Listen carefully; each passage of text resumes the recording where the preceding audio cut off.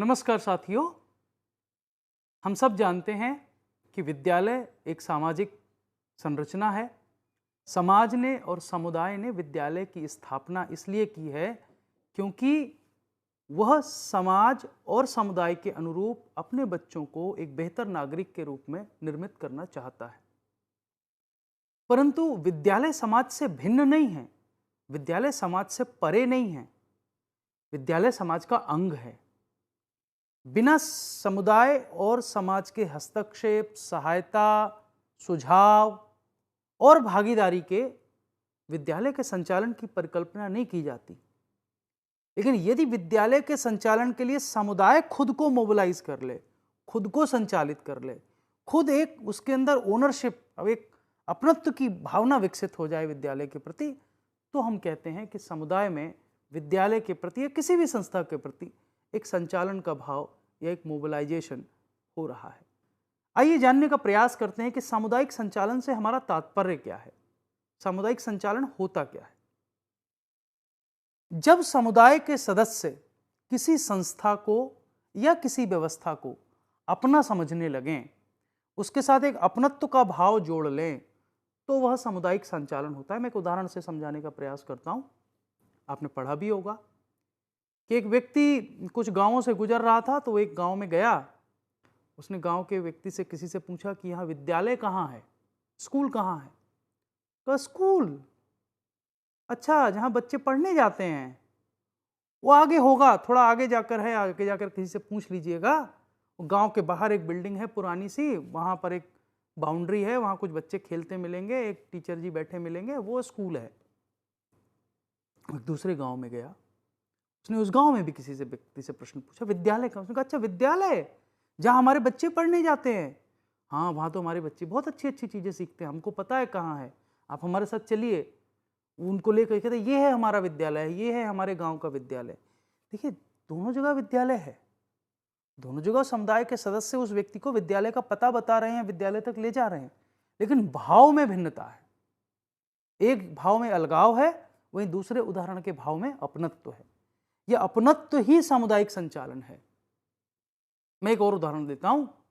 जैसे किसी गांव में किसी धार्मिक स्थान पर, चाहे वह गांव का चबूतरा हो, कोई मंदिर हो, कोई मस्जिद हो, कोई गिरजाघर हो, कोई गुरुद्वारा हो, वहां कोई कार्यक्रम आयोजित होना है, तो उस कार्यक्रम के आयोजित होने पर समुदाय के लोग क्या करते हैं? वे व्यवस्थाओं को आपस में बांट लेते हैं, वे उसके संचालन और प्रबंधन में बढ़ चढ़कर भाग लेते हैं और उस आयोजन को अपना आयोजन मान करके उसमें पूर्ण मनोयोग से योगदान करते हैं। तो जब समुदाय के सदस्य वैयक्तिक रूप से या सामूहिक रूप से किसी व्यवस्था को अपनाने, उसके संचालन या प्रबंधन में स्वयं बढ़ चढ़कर भाग लेने लगें, तो वह सामुदायिक संचालन है। क्या विद्यालय की हम ऐसी परिकल्पना नहीं कर सकते? यदि कोई गिरजाघर में, गुरुद्वारा में, मंदिर में, मस्जिद में किसी आयोजन में समुदाय के सदस्य बढ़ चढ़कर भाग ले सकते हैं, तो क्या विद्यालय ऐसा नहीं हो सकता जिसके प्रबंधन में, जहां कार्यक्रमों के आयोजन में, जहां व्यवस्थाओं को सुनिश्चित करने में, जहां बच्चों को रोज भेजने में, जहां की स्वच्छता में समुदाय एक अपनत्व के भाव के साथ बढ़ चढ़कर स्वयं भाग लेने लगे? यदि ऐसा होगा तब हम कहेंगे कि वहां सामुदायिक संचालन हो रहा है। अर्थात सामुदायिक संचालन एक क्षमता निर्माण की ऐसी सतत प्रक्रिया है जिसमें समुदाय के सदस्य अपनी भागीदारी के द्वारा और निरंतरता के द्वारा स्वयं के प्रयासों से या प्रोत्साहित प्रयासों से किसी भी प्रक्रिया या संस्था के नियोजन, विकास, संचालन और मूल्यांकन में सतत निरंतर संलग्न रहें, तब हम कहते हैं कि वहां पर सामुदायिक संचालन हो रहा है। सामुदायिक संचालन की आवश्यकता क्यों होती है? हम आज क्यों बात कर रहे हैं कि विद्यालय में, शिक्षा में सामुदायिक संचालन की आवश्यकता है? किसी भी प्रक्रिया या व्यवस्था की सफलता के लिए सामुदायिक संचालन उस व्यवस्था में हस्तक्षेपों की आवश्यकता की मांग करता है। सामुदायिक संचालन हस्तक्षेपों की क्षमता और प्रभावशीलता में वृद्धि करता है, अतिरिक्त संसाधनों के रूप में योगदान करता है। जैसे यदि हम विद्यालय के उदाहरण से इसको समझने का प्रयास करते हैं, विद्यालय में क्या चल रहा है, विद्यालय में किस प्रकार की शिक्षा व्यवस्था है, विद्यालय में कितने अध्यापक हैं, विद्यालय में बच्चे रोज जा रहे हैं कि नहीं जा रहे हैं। तो यदि सामुदायिक संचालन वहां होगा विद्यालय के प्रति, तो वे उन आवश्यकताओं की मांग करेगा जहां जहां सामुदायिक संचालन की आवश्यकता है। जैसे बच्चों को रोज विद्यालय भेजने के लिए माता पिता को प्रोत्साहित करने में सामुदायिक संचालन की आवश्यकता है। विद्यालय में संसाधन उपलब्ध हों, अतिरिक्त संसाधन उपलब्ध हों, उन अतिरिक्त संसाधनों को उपलब्ध कराने के लिए सामुदायिक संचालन की आवश्यकता है। गांव का, क्षेत्र का प्रत्येक बच्चा, प्रत्येक विद्यार्थी, प्रत्येक बालक विद्यालय में पहुंचे, अर्थात अंतिम व्यक्ति या लाभार्थी तक पहुंच बनाने के लिए सामुदायिक संचालन की आवश्यकता है। यदि विद्यालय में लिंग भेद है, जागरूकता की कमी है, कोई और भेदभाव है, उस भेदभाव को दूर करने के लिए सामुदायिक संचालन की आवश्यकता है। तो सामुदायिक संचालन जहां होता है वहां समुदाय में एक जिम्मेदारी का भाव आता है किसी संस्था के प्रति या किसी प्रक्रिया के प्रति, और साथ ही उसमें सततता आती है, कंटिन्यूटी आती है, निरंतरता आती है। इसलिए मैं कहता हूं, और हम आज बात भी कर रहे हैं, कि शिक्षा के लिए भी सामुदायिक संचालन बहुत आवश्यक है। सामुदायिक संचालन के कार्य क्या होते हैं? यदि हम इसको मोटा मोटा कुछ बिंदुओं के बीच रखने की कोशिश करें, तो सामुदायिक संचालन का पहला कार्य है अपने समुदाय और इसके मुद्दों को समझना, समुदाय में उपलब्ध संसाधनों की पहचान करना, सामुदायिक सदस्यों के साथ भागीदारी विकसित करना, सामुदायिक आवश्यकताओं की पूर्ति के लिए लोगों को सक्षम बनाना, सामुदायिक सहयोग के लिए परिवेश का निर्माण करना,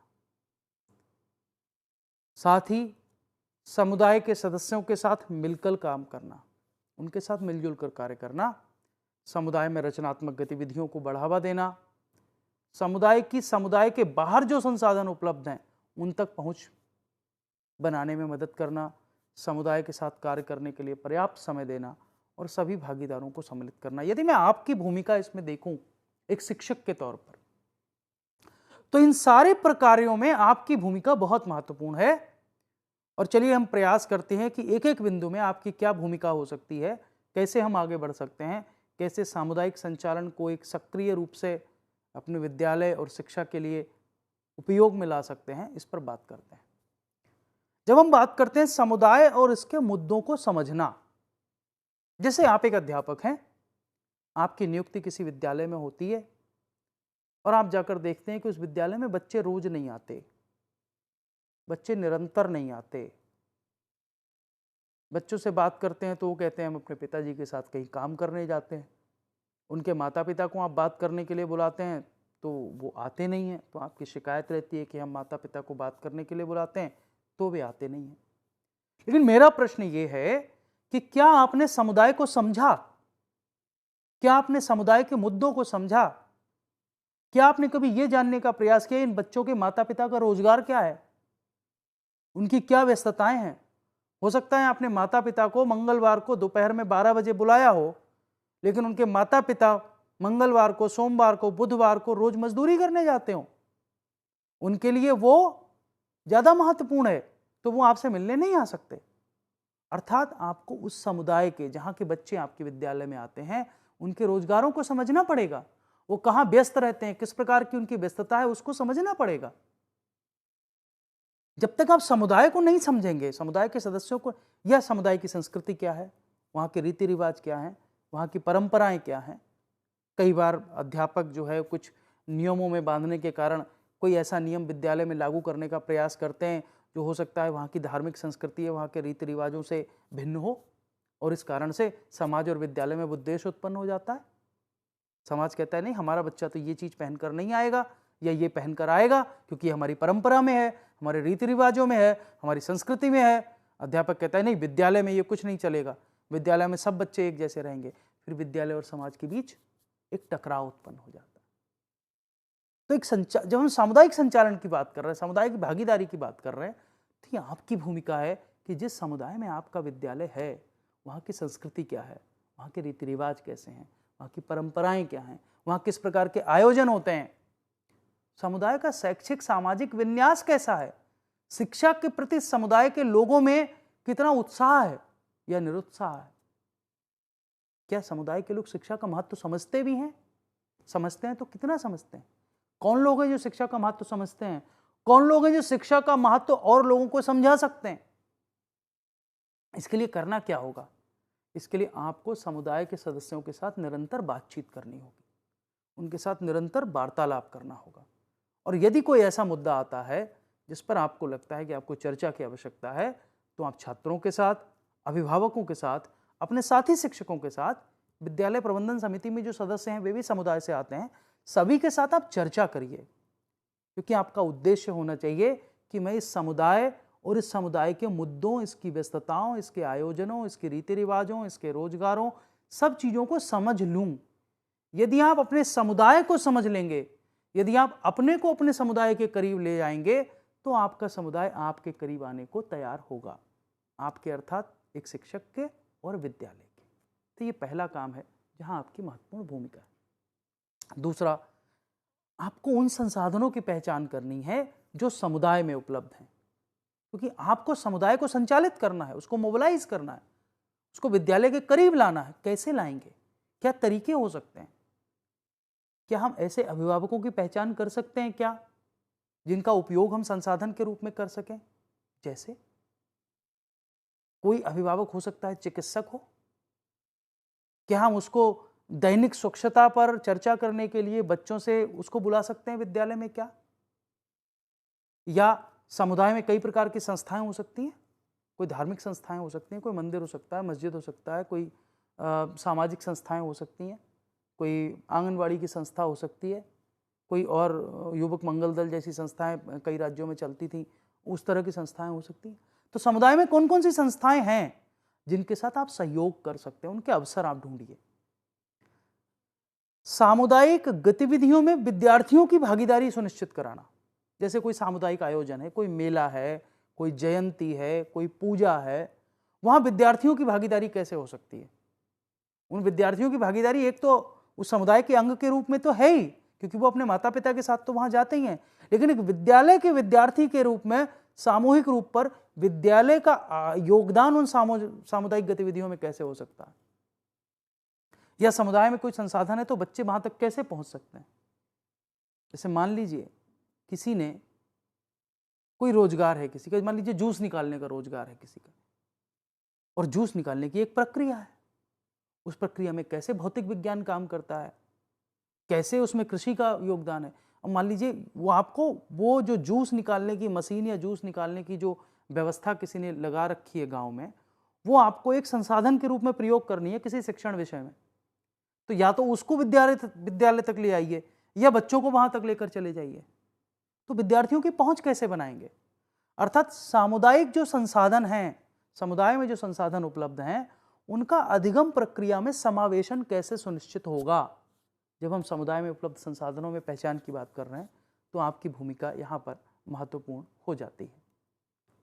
तीसरा है सामुदायिक सदस्यों के साथ भागीदारी, उनके साथ पार्टनरशिप। पार्टनरशिप कितने प्रकार से कर सकते हैं? आप सामुदायिक भागीदारी के कार्यक्रमों का आयोजन विद्यालय परिसर में कर सकते हैं। जैसे मान लीजिए समुदाय का कोई स्थानीय त्योहार है, तो उस पर कोई नृत्य होता है, कोई लोक नृत्य होता है, उस तरह के कार्यक्रमों का आयोजन आप विद्यालय में कर सकते हैं। या कोई आयोजन विद्यालय के बाहर हो रहा है तो विद्यालय की वहां भागीदारी कर सकते हैं। विद्यालय की योजना बनाने में, विद्यालय के विकास में, विद्यालय के सुधार में, चाहे वो विद्यालय प्रबंधन समिति के सक्रिय क्रियान्वयन के रूप में हो, विद्यालय विकास योजना के निर्माण के रूप में हो, आप समुदाय के सदस्यों की भागीदारी सुनिश्चित कर सकते हैं। आप समुदाय की जो समस्याएं हैं उनके समाधान के लिए कुछ परियोजनाएं निर्माण कर सकते हैं, और उन परियोजनाओं को किस प्रकार से आगे बढ़ाना है, तो समुदाय के सदस्यों के साथ विद्यार्थियों को जोड़ा जा सकता है। ये एक तरीका हो सकता है। हमें विद्यार्थियों को इतना सक्षम बनाना है कि वे सामुदायिक आवश्यकताओं को पहचान सकें, लेकिन वो पहचानेंगे कब? सामुदायिक आवश्यकताओं के लिए सक्षम बनाने के लिए हमें क्या करना होगा? हमें विद्यार्थियों को अवसर देने होंगे, विद्यार्थियों को कक्षा से बाहर ले जाना होगा, उनसे चर्चा करनी होगी। सामुदायिक आवश्यकताएं क्या हैं, किन आवश्यकताओं की पूर्ति के लिए हमें विद्यार्थियों को सक्षम बनाना है जिससे वे स्वयं समाधान खोज सकें, उन समाधानों को खोजना, और यदि समुदाय के सदस्यों द्वारा समाधान खोजे जाने हैं तो समुदाय के सदस्यों को प्रोत्साहित और प्रेरित करने का काम विद्यार्थी करें। अर्थात विद्यार्थी, अध्यापक और समुदाय के सदस्य, इनके बीच परस्पर वार्तालाप हो, इसके अवसर उपलब्ध कराने का काम आपको करना है जब हम सामुदायिक आवश्यकताओं के लिए सक्षम बनाने की बात करते हैं। सामुदायिक सहयोग के लिए परिवेश का निर्माण। सामुदायिक सहयोग ऐसे होता नहीं, आप केवल कुछ लोगों को बुला लें, उनसे कुछ बात कर लें या आप उनके पास चले जाएं, नहीं, ऐसे नहीं होता। आपको एक पूरा वातावरण तैयार करना पड़ता है। विद्यालय में एक सकारात्मक परिवेश निर्मित करना पड़ता है। समुदाय के सदस्य और विद्यार्थियों के बीच यदि कुछ अलगाव है, कई बार होता है कि समुदाय के सदस्य बड़े हैं, बच्चे छोटे हैं, तो बड़ों को लग सकता है हम बच्चों से क्या बात करेंगे, बच्चों को लग सकता है हम बड़ों से इस विषय में क्या पूछेंगे, बड़े हमें बताएंगे कि नहीं बताएंगे। हो सकता है कि वहाँ का सामाजिक आर्थिक परिवेश ऐसा हो, सामाजिक या शैक्षिक परिवेश ऐसा हो कि समुदाय के सदस्य बच्चों से बहुत बातें नहीं करते हों, बच्चे समुदाय के सदस्यों से बहुत बातें नहीं करने हो, तो उनके प्रति एक सकारात्मक परिवेश का निर्माण करना होगा और विद्यालय के प्रति लगाव और अपनेपन का भाव विकसित करना होगा। विद्यालय और समुदाय में निरंतर वार्तालाप, सहयोग और सामंजस्य का जब परिवेश का निर्माण होगा, तब हम कहेंगे कि विद्यालय में सामुदायिक सहयोग के लिए एक अच्छे परिवेश का निर्माण हो रहा है। इसके लिए आप समुदाय के लोगों को विद्यालय में आमंत्रित कर सकते हैं, समुदाय के सदस्यों की विशेषज्ञता का लाभ ले सकते हैं, विद्यालय के विकास में समुदाय से सहयोग ले सकते हैं, सामुदायिक संस्थाओं के साथ विभिन्न प्रकार की साझेदारी विकसित कर सकते हैं और समुदाय की कुछ तात्कालिक आवश्यकताएं होती हैं, जो कोई आयोजन हो रहा है, कुछ हो रहा है तो उन्हें बच्चों की आवश्यकता है, या कुछ दीर्घकालिक अपेक्षाएं हो सकती हैं। उन तात्कालिक आवश्यकताओं या दीर्घकालिक अपेक्षाओं की पूर्ति के लिए समुदाय के सदस्यों के साथ मिलकर के आप एक कार्य योजना बना सकते हैं। तो आपको समुदाय के सदस्यों के साथ मिलकर काम करना होगा यदि सामुदायिक संचालन को एक वास्तविकता बनाना है। तो आपको रचनात्मक गतिविधियों को बढ़ावा देना होगा, क्योंकि विद्यालय का काम केवल विषयगत ज्ञान प्रदान करना नहीं है। जब हम बालक के सर्वांगीण विकास की बात करते हैं तो विद्यालय में जो बच्चे आते हैं उनमें जो सृजनात्मकता और रचनात्मकता है, उनके विकास की बात भी करते हैं। तो बच्चों को विद्यालय के बाहर जो रचनात्मक क्रियाकलाप हो रहे हैं, उन रचनात्मक क्रियाकलापों में संलग्न कराने की आवश्यकता है। जैसे कोई धार्मिक आयोजन है, कोई सांस्कृतिक आयोजन है, कहीं नृत्य का आयोजन है, कहीं रंगोली का आयोजन है, कहीं मूर्ति बनाने का आयोजन है, विभिन्न प्रकार के आयोजन विभिन्न प्रकार के समाजों में होते हैं। तो इससे बच्चों की रचनात्मक क्रियाकलापों में संलग्नता बढ़ती है और इसके लिए आप दोनों प्रकार के काम कर सकते हैं। आप कुछ सामुदायिक संस्थाएं, जैसे मान लीजिए आपके गांव में, आपके शहर में या आपके आसपास कोई नाटक की संस्था है, जो संस्था विभिन्न मुद्दों पर छोटी छोटी नृत्य नाटिकाएं या नुक्कड़ नाटिकाएं आयोजित करती है, चाहे वे सामाजिक जागरूकता के मुद्दे हों, वे स्वच्छता के मुद्दे पर हो सकती है, बालिकाओं की शिक्षा के मुद्दे पर हो सकती है। तो क्या हम इन संस्थाओं के साथ कोई सतत भागीदारी का नियम बना सकते हैं क्या, कि ठीक है भाई, आपके जो सामाजिक मुद्दे हैं उसके लिए जब आप नुक्कड़ नाटकों का आयोजन करेंगे तो हमारे बच्चे उन नुक्कड़ नाटकों में सहयोग करेंगे। ऐसा कर सकते हैं हम, हमको ढूंढना पड़ेगा। तो विभिन्न प्रकार के सामुदायिक आयोजनों में विद्यार्थियों को रचनात्मक अभिव्यक्ति के पर्याप्त अवसर मिलें, यह हमें सुनिश्चित करना होगा एक शिक्षक के तौर पर। कुछ ऐसे संसाधन हो सकते हैं जो समुदाय में उपलब्ध ना हो, लेकिन समुदाय से बाहर हो, जिन तक हमारी पहुंच नहीं हो, हमको पता हो, लेकिन समुदाय वहां पहुंच सकता हो। तो हमें ऐसे संसाधनों की पहचान करके समुदाय की वहां तक पहुंच सुनिश्चित करनी होगी। समुदाय के बाहर कौन कौन से संसाधन उपलब्ध हैं? हो सकता है कि समुदाय में कुछ ऐसे सक्षम सदस्य हों, आर्थिक तौर पर सक्षम हो, सामाजिक तौर पर सक्षम हो, जो उन संसाधनों को बच्चों के लिए उपलब्ध करा सके। जैसे मैं एक उदाहरण देता हूं, एक विद्यालय, सरकारी विद्यालय है, वहां के शिक्षक को लगा कि मुझे अपने बच्चों को पढ़ाने के लिए एक स्मार्ट क्लासरूम बनाना चाहिए। राज्य सरकार ने उसके लिए अभी सहायता शायद नहीं दी होगी उस विद्यालय को। उसने निश्चित कर लिया कि मुझे विद्यालय में क्या क्या चाहिए, एक कमरा चाहिए कमरा है, कमरे में पर्दे चाहिए, कमरे में एक टेलीविज़न चाहिए, कमरे में एक ओवरहेड प्रोजेक्टर चाहिए, एक इंटरनेट। उसने इस तरह की छोटी छोटी चीज़ें निर्धारित कर ली। मैं एक उदाहरण के तौर पर बता रहा हूँ। फिर उसने अपने गांव के लोगों से बात की, ग्राम प्रधान से बात की, गांव के और सक्षम सदस्यों से बात की कि मैं बच्चों के लिए एक इस तरह की कक्षा बनाना चाहता हूँ जिससे कि देश में, दुनिया में जो कुछ हो रहा है वो आईसीटी के माध्यम से मेरे प्राथमिक विद्यालय के बच्चे जाने। उत्तर प्रदेश की घटना है, मैं वास्तविक घटना बताता हूँ। तो समुदाय के लोगों ने उनको एक एक चीज़ के लिए मदद कर दी। किसी ने टेलीविज़न की मदद कर दी, किसी ने एक ओवरहेड प्रोजेक्टर की मदद कर दी, किसी ने एक इंटरनेट कनेक्शन की मदद कर दी, किसी ने कमरे के लिए पर्दे और जो इंटीरियर चाहिए, जो परिवर्तन चाहिए उसकी मदद कर दी। उनको पता लगा जो है वहाँ के जिलाधिकारी को कि अरे एक विद्यालय में ऐसा हो रहा है, तो जिलाधिकारी ने फर्नीचर उपलब्ध कराने की व्यवस्था करा दी किसी योजना में, और हो गई योजना। वो संसाधन समुदाय में उपलब्ध नहीं थे, तात्कालिक समुदाय में, उस गांव में उपलब्ध नहीं थे, गांव के बाहर उपलब्ध थे, लेकिन उनकी पहचान की उस शिक्षक ने। पहचान करने के बाद सदस्यों से, जो सक्षम सदस्य थे, उनसे मदद मांगी और वो सारी चीजें विद्यालय में उपलब्ध हो गई। तो विद्यालय में अच्छा शैक्षणिक परिवेश हो, अध्ययनोत्तम तकनीकी वहां उपलब्ध हो, इसके लिए समुदाय से सहायता प्राप्त कराना, समुदाय को संचालित करने की जरूरत है। समुदाय में लोग हैं जो चाहते हैं कि विद्यालय अच्छा हो, विद्यालय में अच्छी शिक्षा की व्यवस्था हो, लेकिन उस तक उनको प्रोत्साहित करने का काम, वो जानकारी देने का काम आपको करना है। तभी जब आप समुदाय की जब पहुंच वहां सुनिश्चित करेंगे तो समुदाय निश्चित आपकी मदद करेगा। तो चाहे वो एक अच्छे शैक्षणिक परिवेश की व्यवस्था करनी हो, नई तकनीकी की व्यवस्था करनी हो, उसके लिए समुदाय के लोगों को आपको वहां तक जानकारी पहुंचानी होगी, उन संसाधनों की जानकारी समुदाय के लोगों को देनी होगी। लेकिन इन सब के लिए आपको जो सबसे महत्वपूर्ण काम है वो ये है कि आपको समुदाय को पर्याप्त समय देना होगा।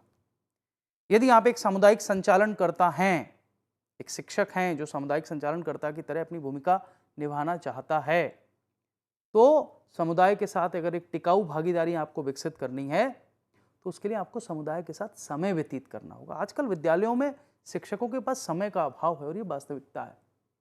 शिक्षकों के पास इतने काम हैं, कई बार शिक्षक जितने चाहिए उतने पर्याप्त शिक्षक भी नहीं होते हैं कुछ विद्यालयों में। यदि शिक्षक पर्याप्त हैं तो बच्चे बहुत ज़्यादा हैं, तो आपको समय निकालना होगा। यदि आपको लगता है कि आपके यहाँ समुदाय और विद्यालय में एक दूरी है, तो उस दूरी को समाप्त करने के लिए आपको विद्यालय के प्रति एक लगाव का भाव विकसित करना होगा। उसके लिए आपको समुदाय को विद्यालय के करीब लाना होगा, समुदाय में विद्यालय की विश्वसनीयता स्थापित करनी होगी। कई बार समुदाय में हुआ भी यही है कई जगहों पर कि विद्यालय के प्रति समुदाय में विश्वसनीयता नहीं, उनका लगता है बच्चे वहाँ जाते हैं पता नहीं क्या पढ़ते हैं, शिक्षक पढ़ाते भी हैं कि नहीं पढ़ाते हैं, बस वो जाते हैं, भोजन करते हैं, चले आते हैं। कई बार इस प्रकार की बातें भी सुनने को मिलती हैं। इसका मतलब कि कुछ जगहों पर अभी भी समुदाय में विद्यालय के प्रति विश्वसनीयता नहीं है। ये आपको ये भूमिका निभानी है। जब आप समुदाय को विद्यालय के विभिन्न आयामों में भागीदारी के लिए लाएंगे, उसको भागीदारी के पर्याप्त अवसर देंगे, तब समुदाय जो है वो विद्यालय के करीब आएगा। और जब समुदाय विद्यालय के करीब आएगा तभी हम ये सुनिश्चित कर पाएंगे कि समुदाय विद्यालय के करीब आए, विद्यालय की विभिन्न योजनाओं में भाग ले, विद्यालय के साथ कदम से कदम मिलाकर, कंधे से कंधा मिलाकर आगे चले और विद्यालय के प्रत्येक कार्य में अपना योगदान दे। इसके लिए आपको सभी भागीदारों को सम्मिलित करना होगा। जब हम सभी भागीदारों को सम्मिलित करने की बात करते हैं तो उसमें बच्चे भी आते हैं, उसमें अभिभावक भी आते हैं, उसमें समुदाय के सदस्य भी आते हैं, उसमें शिक्षक भी आते हैं। अर्थात समुदाय के सदस्य, बच्चों के माता पिता और अभिभावक, बच्चे, शिक्षक, प्रधानाचार्य, ग्राम पंचायत के सदस्य, समुदाय के सक्षम लोग, सबको मिलकर के विद्यालय के लिए योजनाओं के नियोजन में, उनके क्रियान्वयन में और उन विद्यालय में ये योजनाएं ठीक प्रकार क्रियान्वित हो रही हैं कि नहीं हो रही हैं, इसके मूल्यांकन में सब में सभी भागीदारों को सम्मिलित करना होगा, सभी का संसाधनों के रूप में उपयोग करना होगा, समुदाय के प्रति विद्यालय में और विद्यालय के प्रति समुदाय में एक लगाव और अपनेपन का भाव विकसित करना होगा। जब हम ऐसा कर पाएंगे तब शायद एक शिक्षक के रूप में हम अपने समुदाय को संचालित कर पाएंगे, अपनी कम्युनिटी को मोबिलाइज कर पाएंगे। अर्थात जब हम कम्युनिटी मोबिलाइजेशन की बात करते हैं तो हमें यह समझना चाहिए कि कम्युनिटी मोबिलाइजेशन, सामुदायिक संचालन अपने आप होने वाली प्रक्रिया नहीं है। यदि विद्यालय की दृष्टि से बात करें तो विद्यालय का अध्यापक होने के नाते, प्रधानाध्यापक होने के नाते, विद्यालय प्रबंधन समिति का सदस्य होने के नाते, हम जिस भी भूमिका में विद्यालय से जुड़े हैं, हमें अपने आप को समुदाय के करीब ले जाना होगा। हमें समुदाय में यह भाव विकसित करना होगा कि ठीक है, ये विद्यालय हमारा है, ये विद्यालय हमारे बच्चों के लिए है, ये विद्यालय हमारे बच्चों के सर्वांगीण विकास के लिए योगदान करता है। विद्यालय में बेहतर सुविधाएं उपलब्ध हों, इसके लिए हमारा भी उत्तरदायित्व है, हमारी भी जिम्मेदारी है। जिस दिन ये अपनत्व का भाव, ये जिम्मेदारी का भाव, या मैं कहूँ ये ओनरशिप समुदाय के सदस्यों में हम विकसित कर देंगे, उस दिन समुदाय विद्यालय के लिए संचालित हो जाएगा। अर्थात हमारी कम्युनिटी स्कूल के डेवलपमेंट के लिए, विद्यालय के विकास के लिए मोबिलाइज हो जाएगी, और तब हम एक सफल संचालनकर्ता के रूप में आगे बढ़ पाएंगे। आपने इस चर्चा को सुना, आशा है कि विद्यालय को समुदाय के करीब लाने में और समुदाय को विद्यालय के करीब लाने में ये परिचर्चा आपकी मदद करेगी, और आप एक अच्छे शिक्षक के रूप में, एक अच्छे सामुदायिक संचालनकर्ता के रूप में अपनी भूमिका निभा सकेंगे। बहुत बहुत आपका धन्यवाद।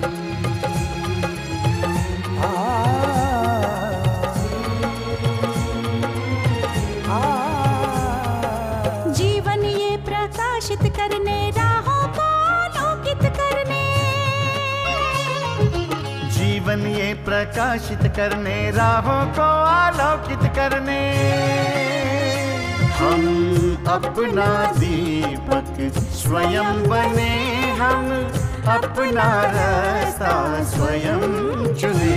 हम अपना दीपक स्वयं बने, हम अपना रास्ता स्वयं चुने। जीवन ये प्रकाशित करने, राहों को आलोकित करने।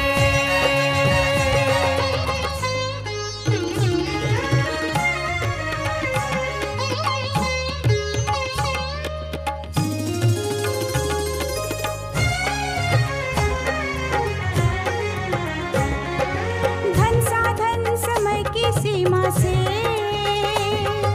विद्यालय जो मुक्त हो,